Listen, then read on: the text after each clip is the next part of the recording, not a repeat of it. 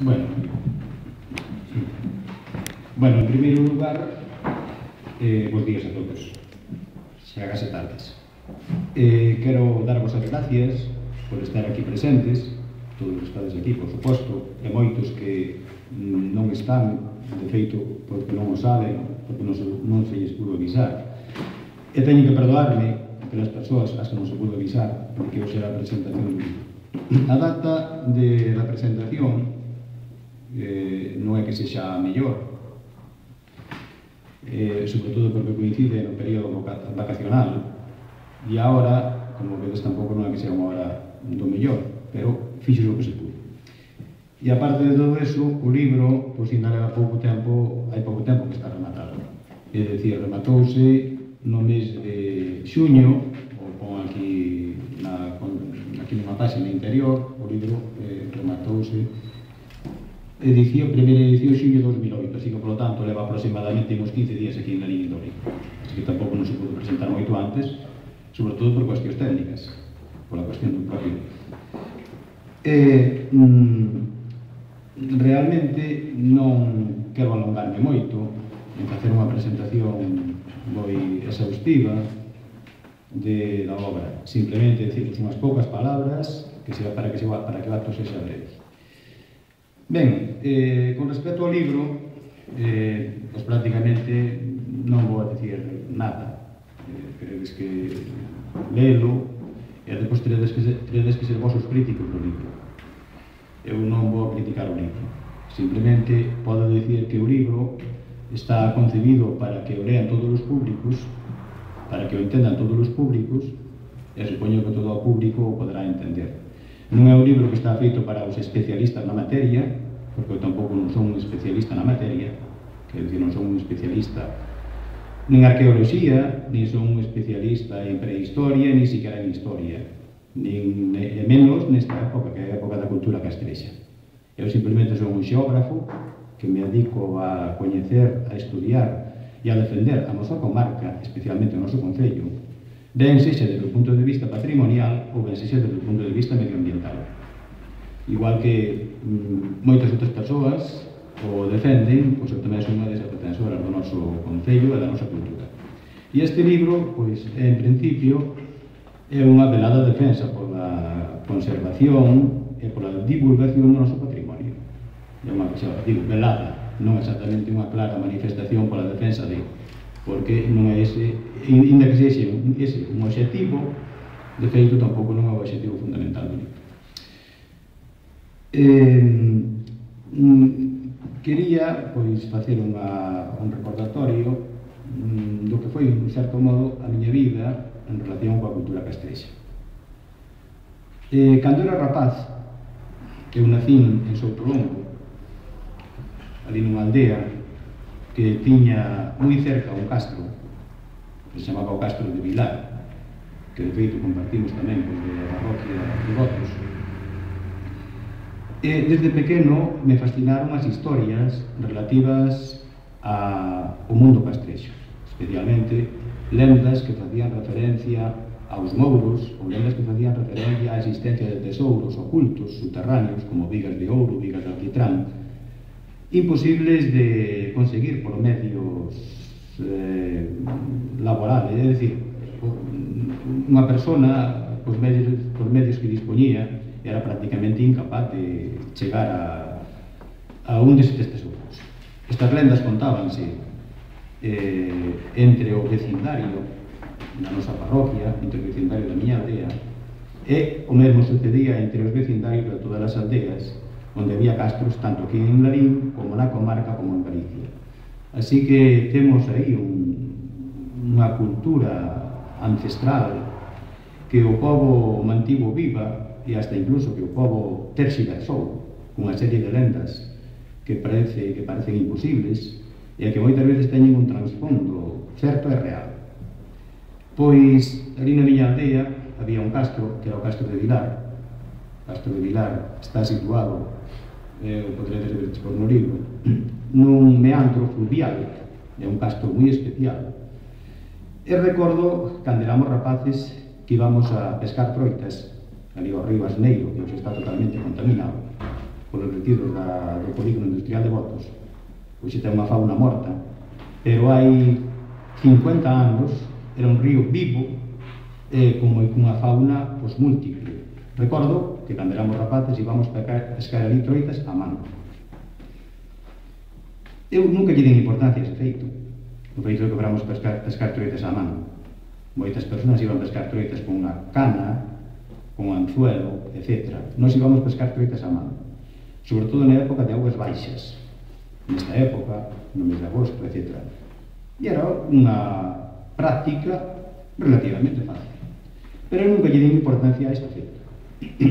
Pero agora, cando fixen o traballo dos castros, decateime de que se nós, como rapaces, éramos capaces de pescar troitas a mano, por que non eran capaces na época da cultura castrexa de pescar tamén troitas? Logo, cando falamos do castro de Vilar, temos que pensar que é un castro que está vinculado pois coa explotación dun recurso que ao mellor non era habitual en outros castros, sería un recurso pesqueiro, a pesca fluvial. Eu aí no libro pois fago unha mención de todas as especies que se podrían pescar hasta incluso nese río. Sería un río de salmóns, sería un río de troitas, sería un río de anguías, etc. É dicir, que tiña unha gran capacidade productiva e, por lo tanto, era un recurso para os habitantes do castro. Un recurso que eles tiñan que complementar con outra serie de recursos. Os recursos agrícolas, recursos gandeiros, recursos cinexéticos, etc. Ben, todos os castros pois viviron dos recursos, explotaron os recursos que tiñan no seu entorno. Logo, tamén durante a infancia, se falaba, se comentaba, escoitábamos lendas de outros castros da miña zona, especialmente do castro que compartimos os habitantes da parroquia de Soutolongo e os habitantes da parroquia de Vigotuxe. Ali temos un castro, tamén denominado Castro do Lodeiro, limítrofe coas dúas parroquias, e este castro era un castro que tiña innumerables lendas, innumerables. E, seguramente, xunto co castro de Cotarelo, na parroquia do Vallás, un dos que ten un folclore, un patrimonio inmaterial máis rico, máis extenso. Bien, como meus familiares non son todos da parroquia de Soutolongo, tamén tiña familiares, por exemplo, na parroquia da Xesta, recordo perfectamente que miña avoa, meu avó, paternos, que eran da parroquia da Xesta, vivían aproximadamente a uns 200 metros dun castro, 300 metros dun castro, o castro de Medelo a Canda. Recordo perfectamente tamén as lendas que nos contaban dos mouros e dos descubrimentos que casualmente realizaban de cando en vez cando facían traballos agrícolas no entorno castrexo, ben fora na Coroa ou ben fora nos arredores. Pois así recordo que, sorprendentemente, meu pai me comentaba que tiñan aparecido ali restos de sepulturas, pois un tipo cistas, lousas de gran tamaño, dispostas a unha determinada profundidade no chan de forma horizontal. Me ten contado que os veciños teñen arrancado bastantes pedras con estas características e as teñen colocado en diferentes muros, embalados ou en construcións domésticas nas súas propias casas.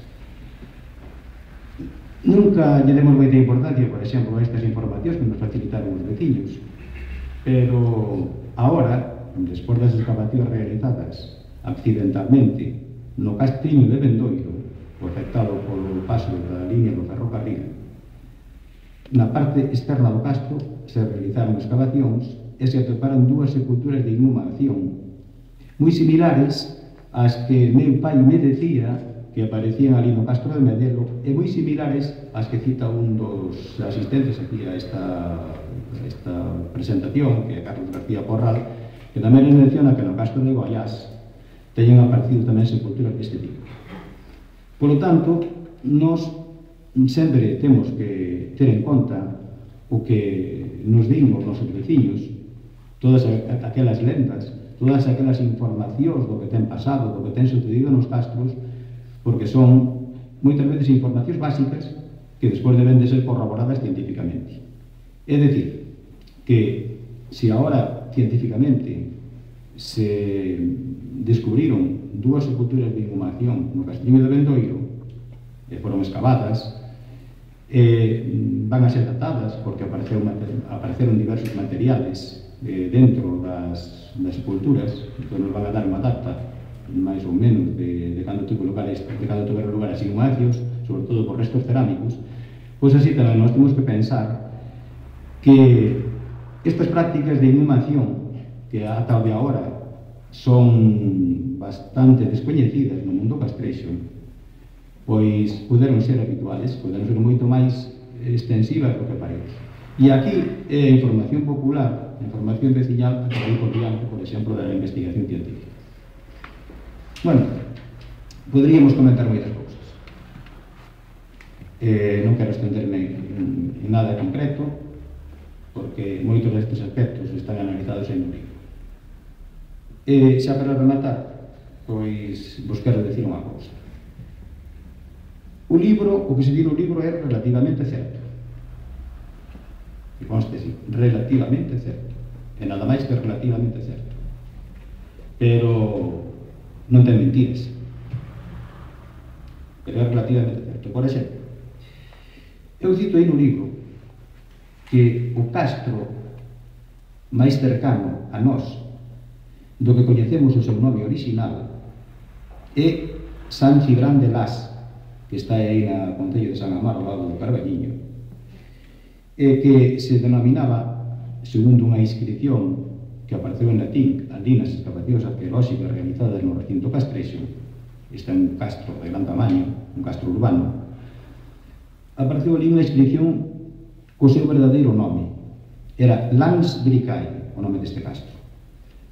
Non coñecemos o nome dos nosos castros, e eu menciono que o castro do que coñecemos o nome máis cercano a nós é o de Lans Bricai. Pero hai 2 días, puiden comprobar que iso é relativamente certo. Porque no ano 1930 apareceu unha estela funeraria no Concello de Rodeiro, na aldea de Vila, ali no agro de Alborín, según pon no mapa, supoño que de Albarín, iso non comprobei, apareceu unha estela funeraria de 1,47 metros de altura por 0,48 metros de ancha, estaba hincada verticalmente no chan, aínda que iso na súa posición original, por suposto. Cando foi atopada, pois foi atopada nun traballo agrícola, desenterrarona, e logo un veciño da aldea de Vila. E sorprendentemente, nesta estela funeraria pon o seguinte: DM, dis Manibus, bueno, Lucila Vitalis, é o nome dunha persoa, unha C ao revés, Olca, Annorum, 11, traducido á nosa lingua, aos deuses manes, Lucila Vitalis, do Castellum de Olca, de 11 anos. Pois isto ven a botar, isto xa ven a collernos en evidencia que o nome do castro, do que coñecemos o nome máis cercano a nós, non é o de Las Vicrae, non, é o do Castellum de Olca, que seguramente correspondía ao castro de Vence, que está ali mismo ao lado de Rodeiro. Bueno, digo vos isto como un descubrimento agora de última hora, que non está recollido para nada no libro, porque, xa vos digo, a historia dos castros é unha historia viva. É unha historia que está mutando constantemente, que está cambiando constantemente. Así que eu non vou decir aquí que escribí un libro definitivo, ni moitísimo menos. Escribí un libro que é unha testemunha do que eu observei no ano 2006 e 2007, se publicou agora, bueno, está actualizado hasta o ano 2008, e non é nada máis que eso. E é algo que se superará inmediatamente, é dicir, hoxe mesmo se pode superar o que se di neste libro. De feito, a información que vos acabo de dar ven a ser unha demostración de que isto é edificio que se está construindo, un edificio do coñecemento que se está construindo. Bueno, en realidad, pois, non vou decir máis nada. Simplemente agradecervos a todos aquí a vosa presencia e espero que o libro pois vos guste e vos pido tamén que fagas unha crítica dura do libro. Leedeo, pero facer unha crítica dele. É para iso. No libro a veces hai opinións e as opinións son discutibles. Moitas veces no libro hai visións personais do que é o mundo castrexo. Eu interpreto moitas veces o que vi, e cando interpreto podeme equivocar. Así que, por lo tanto, os feitos que observamos e que os vemos non son discutibles, porque están aí, os pode comprobar calquera. Pero o que se opina si é discutible. Eu que sei, pois seguramente cando leades aquí o libro e deixades a miña teoría acerca da orixe dos castros, a miña teoría, pois seguramente que moitos dirán, isto é unha tontería. Eu tamén pensei que era unha tontería cando a puxen, pero sin embargo deixei, está aquí. É unha posibilidade como outra. O punto de análise é que durante o século XIX, e prácticamente hasta hai moi pouco tempo, se considerou que os castros eran unhas fortificacións para defenderse non sei de quen, para pelexar non sei contra quen. Nos castros non aparecen armas, prácticamente, no contexto arqueolóxico. Logo, se non hai armas, para que queremos tantas defensas? Ou é que as defensas evitan ter armas? É dicir, a cuestión, por exemplo, do militarismo, e de que os castros están relacionados con un contexto militar, completamente militar guerreiro, non é... É dicir, estará datado na historiografía, estará datado a mellor hasta incluso na historiografía do momento, no que nos contaron os historiadores romanos, estará datado no que opinaron os nosos historiadores románticos do século XIX, por suposto que sí, pero os contextos arqueolóxicos din moi ben o contrario. Así que eu elaborei unha teoría distinta do que eran os castros. Si, eran lugares fortificados, lugares con defensas, pero as defensas tiñan outras finalidades, non eran finalidades militares. Bueno, e nada máis. Pois moitas gracias a todos, espero, como dicía antes, que o libro sexa do vosso agrado, e nada máis.